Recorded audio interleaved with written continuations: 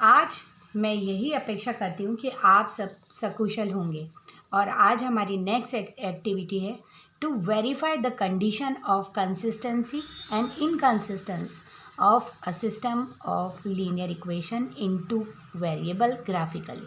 अब आप लोगों को यहाँ पर मैं ये समझाना चाहती हूँ कि ऐसे तो एक्टिविटी हम लोग कर लेते हैं बट बहुत सारी चीज़ें जो हमको समझ में नहीं आती। तो what is the meaning of pair of linear equation?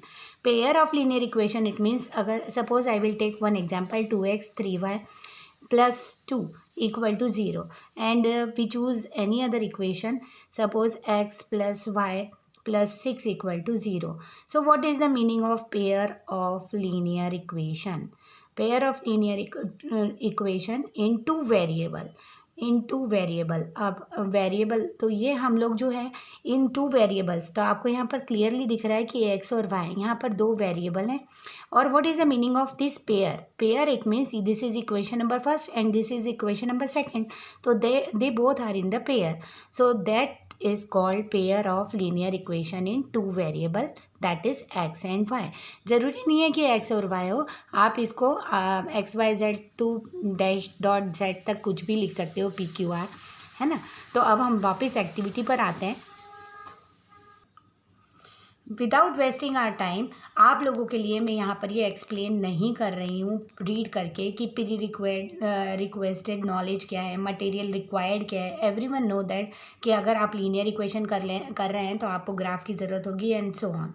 Procedure में जो है अब हम यहाँ पर देखेंगे लीनियर इक्वेशन इन टू वेरिएबल में तीन केसेस बनते हैं, केस 1, केस 2 एंड केस 3।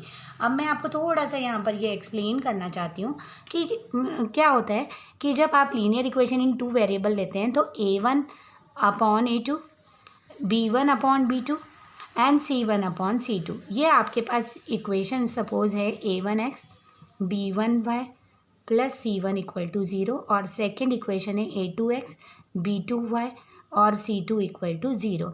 अगर आपके पास ये इक्वेशन नंबर 1 और 2 है तो यहाँ पर हमको ये पता लगाना है कि हम लोगों के यहाँ पर केस नंबर 1 की बात करें तो अगर a1 upon a2 not equal है b1 अपॉन b2, तो यहाँ पर जो है आपको इंटरसेक्टिंग लाइन, इट मीन्स जब आप ग्राफ ड्रॉ करोगे दो इक्वेशन का जिसमें वैल्यूज़ गिवन रहेगी तो आपको हमेशा इंटरसेक्टिंग लाइन मिलेगी। इंटरसेक्टिंग लाइन मिलने के बाद ये आपका केस नंबर 1 होगा। आप कोई भी एग्जाम्पल ले सकते हो, ऐसा ज़रूरी नहीं है कि किसी मैनुअल में, लैब मैनुअल एक्टिविटी में जो आपको इक्वेशंस दे रखी है वही आप लोगे। आपके लिए जो सूटेबल हो, जो आप इजीली सॉल्व कर सकते हो, आप वो वैल्यू ऐसे चूज़ करना कि a1 अपॉन a2 की वैल्यू जो है वो नहीं इक्वल होनी चाहिए b1 अपॉन b2 के। ये केस नंबर फर्स्ट के लिए। तो मैं यहाँ पर केस नंबर सेकेंड भी एक्सप्लेन कर देती हूँ कि अगर a1 अपॉन a2 इक्वल है b1 अपॉन b2 के बट नॉट इक्वल है c1 अपॉन c2 के, तो आपको यहाँ पर पैरेलल लाइंस मिलेंगी। पैरेलल लाइंस जो कभी भी इंटरसेक्ट नहीं होगी और इसके कोई सॉल्यूशन नहीं होते हैं। It has no solution, it has one unique solution in case number 1, but in the case number second they are not meet at any point, so there is no solution. Case number 3 में आपको एक और equation रहती है, वो ये रहती है कि a1 upon a2 is not it's equal to b1 upon b2 is equal to c1 upon c2। इस कंडीशन में तीनों के तीनों इक्वल होते हैं एंड ये क्या करेंगे, एक दूसरे को ओवरलैप करेंगे दोनों equation, so there is infinite many solution. तो जहाँ पर सॉल्यूशन होता है इसमें यूनिक सॉल्यूशन होगा, इसमें पैरेलल लाइन में नो सॉल्यूशन होगा और इस वाले में इनफाइनाइट मैनी सॉल्यूशंस होंगे। तो आपके पास यहाँ पर दो इक्वेशन है जिनमें सॉल्यूशन होंगे, तो जिनमें सॉल्यूशन होते हैं उनको हम कंसिस्ट बोलते हैं, उनको हम कंसिस्ट बोलते हैं और इनको बोलेंगे इनकंसिस्ट। जिसमें सॉल्यूशन नहीं मिलता है उनको हम इनकंसिस्ट बोलते हैं। मैंने आपको एक्सप्लेन किए तीनों केस, उसमें से मैं फर्स्ट केस लेके आपको बताना चाह रही हूँ कि एक्टिविटी सही हो रही है कि नहीं। when a1 upon a2 not equal to b1 upon b2, और इसके लिए मैंने इक्वेशन भी ऐसी ही चूज़ कर ली है। अब आप लोगों के लिए मैं एक बात बताना चाहती हूँ, ज़रूरी नहीं है कि आपकी जो मैनुअल में, लैब मैनुअल में जो आपको इक्वेशन दी हो आप उसी का चूज़ करें। आपको अगर कोई इजी वैल्यू गोइंग वाला इक्वेशन पता है जिसके आप सॉल्यूशन इजीली निकाल सकते हैं, आप उसको भी आपके मैनुअल में लिख सकते हैं। यहाँ पर देखिए, मैंने जो इक्वेशन लिखी है वो लिखी है x + y = 5 and 2x - 3y = 4। Now अब आप यहाँ पर इससे कंपैरिजन कीजिए। देखिए ये x और x है, तो आपकी a1 की वैल्यू कितनी हो गई? यहाँ पर कुछ नहीं है, इट मीन्स 1। तो यहाँ पर मैंने साइड में लिखा है a1 की वैल्यू 1 है। ऐसी टाइप आपका y के जो वेरिएबल है उसका कोफिशिएंट 1 है, इसलिए b1 की वैल्यू भी 1 हो गई। और c1 जो है ये हम ट्रांसपोज कर देंगे क्योंकि यहाँ पर इक्वल टू में 0 है, तो मैं जब ये ट्रांसपोज करूँगी ये -5 हो जाएगा, तो c1 की वैल्यू -5 आ जाएगी। सेम टू सेम मैंने इसके लिए यहाँ पर a2 = 2, b2 = -3 एंड c2 = -4। अब आप लोग a1/a2 निकालेंगे तो वो 1/2 हो जाएगा। b1/b2 लेंगे तो 1/-3 हो जाएगा। मतलब इसका मतलब है -1/3। c1/c2 की जो वैल्यू है वो माइनस से माइनस कैंसिल होकर 5/4 हो जाएगी। अब यहाँ पर देखिए ये 1/2 है और ये है -1/3, दैट इज़ नॉट इक्वल। सो a1/a2 not equal to b1/b2। अब आपको इसी से आप अंदाज़ा लगा सकते हैं कि आपका जो ग्राफ होने वाला है वो आपको कैसा मिलेगा? क्रॉसिंग वाला, it means intersecting line. It has one solution only. तो चेक कर लेते हैं ग्राफ पे कि कैसे होने वाला है। अब यहाँ पर देखिए, मैंने जो इक्वेशन नंबर 1 ली थी x + y = 5, उसके लिए मैंने 3 वैल्यूज़ चूज़ करी हैं x की। आप यहाँ पर वैल्यू अगर आपको डायरेक्टली नहीं जमता है तो आप यहाँ पर x = 1 जैसे मैंने यहाँ पर रखा, तो ये इक्वेशन क्या कन्वर्ट हो जाएगी? 1 + y = 5। और इस 1 को जब मैं ट्रांसपोज करूँगी तो y = 5 - 1 हो जाएगा, दैट इज़ 4। तो ऐसे मैंने यहाँ पर 3 वैल्यूज़ निकाल ली है। x की वैल्यू 1 के लिए 4, x की वैल्यू 0 के लिए 5 और x की वैल्यू जब मैंने -1 रखी थी तो मेरा 6 आ रहा था। अब यहाँ पर केस नंबर 1 के लिए मैंने ग्राफ जो है पहले से ही ड्रॉ कर रखा है। अब मैं इन पॉइंट्स को यहाँ ड्रॉ करती हूँ। होप आप लोगों को पॉइंट ड्रॉ करना आता होगा। यहाँ पर जो है मैं लिख रही हूँ कोऑर्डिनेट्स 1 4 0 5 एंड -1 6। आप सभी को पता है कि फर्स्ट कोऑर्डिनेट जो होता है वो x का होता है, सेकंड कोऑर्डिनेट y का होता है। तो ये x है, ये y है, यहाँ पर ये x है, ये y है। तो हम प्लॉट कर लेते हैं। तो 1 पे 1 और 4, x1 ये 1 पे 4, इट मीन्स आपके पास जो ये पॉइंट है दैट इज़ माई 1 4। इसी के ऊपर मैं लिख देती हूँ यहाँ पर 1 4। अब यहाँ पर देखिए मेरे पास दूसरा पॉइंट 0 5 है। 0 5 मतलब कौन सा पॉइंट हुआ? कोऑर्डिनेट हुआ। तो ये 0 है और ये 5 है, तो ये वाला जो पॉइंट है मेरा 0 5 हो गया। और एक और पॉइंट जो है -1 6, तो -1 पे ये जो 6 है यहाँ पर मैं ऊपर के साइड लिख देती हूँ आपके कन्वीनियंट के लिए। अब आपके पास यहाँ पर ये जो तीनों पॉइंट्स आ रहे हैं इनको मैं ड्रॉ कर दूँगी एक लाइन खींच के। This is my first line, that is यहाँ पर मैं लिख देती हूँ x + y = 5। अब अपनी जो पेयर था तो उसमें दूसरी इक्वेशन थी 2x - 3y = 4। यहाँ पर भी मैंने सेम किया है, x की वैल्यूज़ रखती गई मैं इस इक्वेशन में और अकॉर्डिंग टू y की वैल्यू मैंने फाइंड कर ली है। तो अब यहाँ पर आपके पास जो कोऑर्डिनेट है वो हैं 2 0 5 2 एंड -1 -2। चलिए चेक कर लेते हैं, ड्रॉ कर लेते हैं। 2 पे 0 मतलब यहाँ पर x जो है वो 2 है और y आप सभी को समझ में आ गया होगा, इतना तो मुझे पता है। तो ये है 2 0, आपके पास 5 2 है तो ये 5 और ये 5 2 है आपका। और एक और है -1 -2, -1 पे -2 आपके पास ये वाली लाइन है -1 -2। अब मैं इसको भी ड्रॉ कर देती हूँ। आप लोगों को बस ये सीधा रख के ही ड्रॉ करना है। तो ये आपकी सेकंड इक्वेशन है। इक्वेशन में यहाँ पर नोट कर देती हूँ 2x - 3y = 4।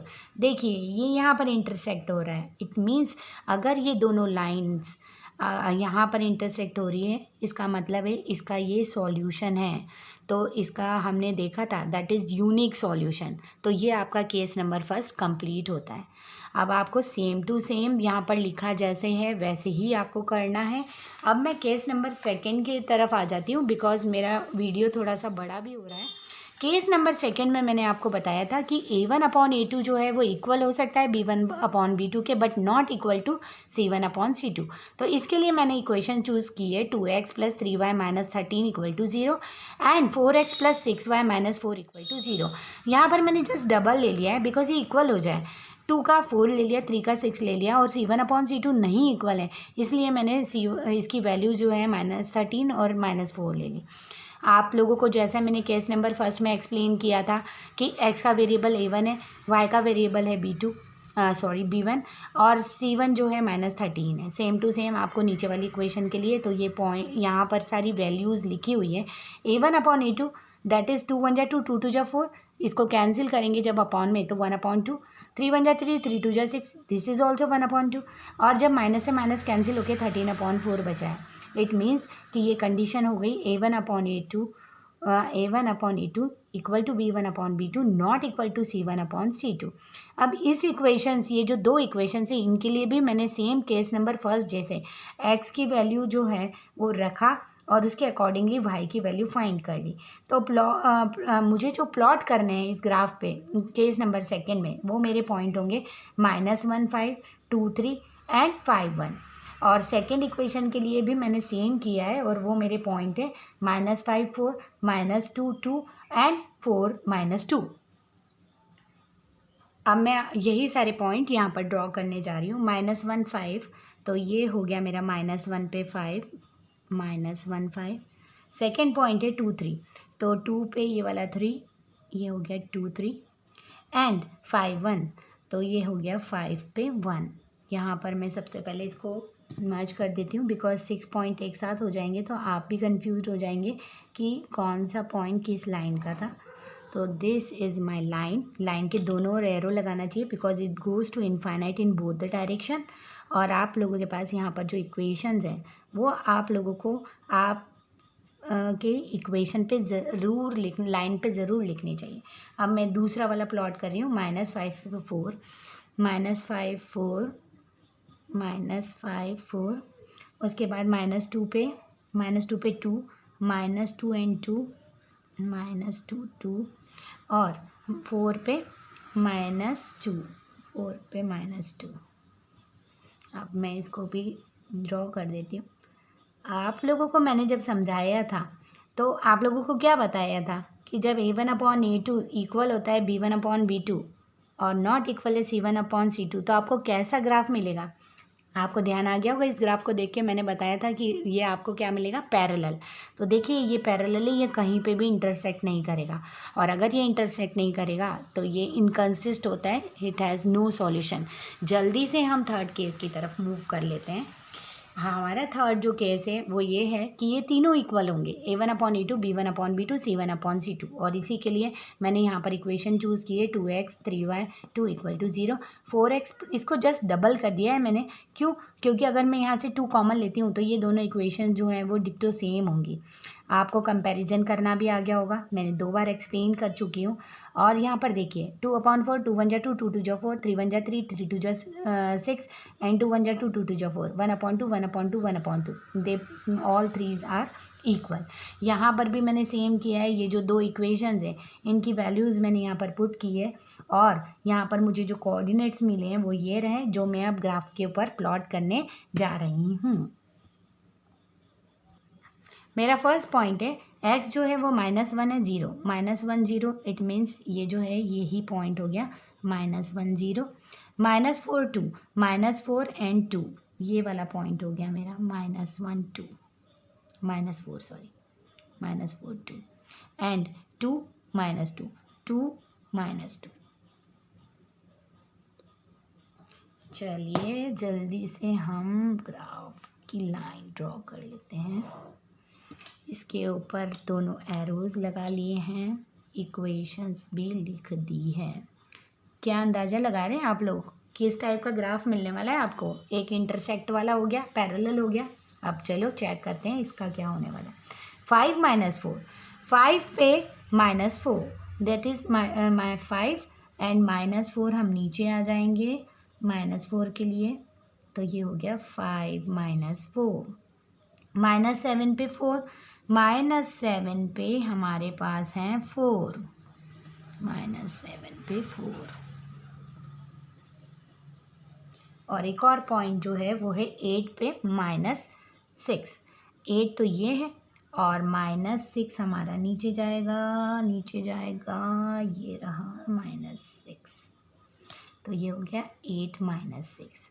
अब आप लोगों को ये जो है वापस पॉइंट्स जो हैं इंक्रीज करना है, तो ये देखिए आप, जादू हो गया। क्या जादू हो गया, दोनों लाइंस जो हैं वो एक के ऊपर एक ओवरलैप कर रही हैं। तो जो एक के ऊपर एक ओवरलैप कर रही हैं, it means there are infinite many solutions.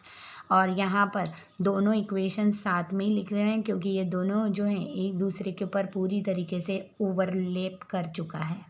तो अब आप देखिए केस नंबर 1, 2 और 3 आपको पता पड़ गया। एक इंटरसेक्टिंग लाइन मिली, एक पैरेलल लाइन मिली और एक के ऊपर एक मतलब इनफाइनाइट मैनी सॉल्यूशन वाली लाइन मिली। अब आप यहाँ पर ऑब्जर्वेशन में जब देखेंगे तो आपको अब पूरी एक्टिविटी क्लियर हो गई होगी आपके दिमाग के सामने। केस 1 था A1/A2 not equal to B1/B2, that मैंने अपने इक्वेशन के अकॉर्डिंगली जो वैल्यूज़ थी वो मैंने यहाँ पर रख दी। आपके इक्वेशन के अकॉर्डिंगली आप रख देना। That is intersecting in 1 point. ये वाला जो ग्राफ था वो इंटरसेक्ट कर रहा था 1 पॉइंट पे, जो है मैं दिखा देती हूँ। ये इंटरसेक्ट इन 1 पॉइंट, और जो मैंने तुमको बताया था कि जिसके सॉल्यूशन होते हैं वो कंसिस्टेंस होते हैं, तो ये कंसिस्टेंस और इसका यूनिक सॉल्यूशन, बिकॉज यहाँ पर 1 पॉइंट पे कंसिस्ट, तो 1 सॉल्यूशन होगा इसका केवल। सेकेंड केस में आपके पास ये वाला तो आपको समझ में आ गया। मैं आपको बता देती हूँ पैरेलल लाइन मिली थी हमको, that is are parallel line, case number 2 की पैरेलल लाइन, और ये कहीं पे भी एक दूसरे पर कट नहीं करते हैं। इट मीन्स इसका कोई सॉल्यूशन नहीं होगा, इसीलिए हम लिखेंगे नो सॉल्यूशन, और जिसका नो सॉल्यूशन होता है वो इनकंसिस्टेंट होते हैं।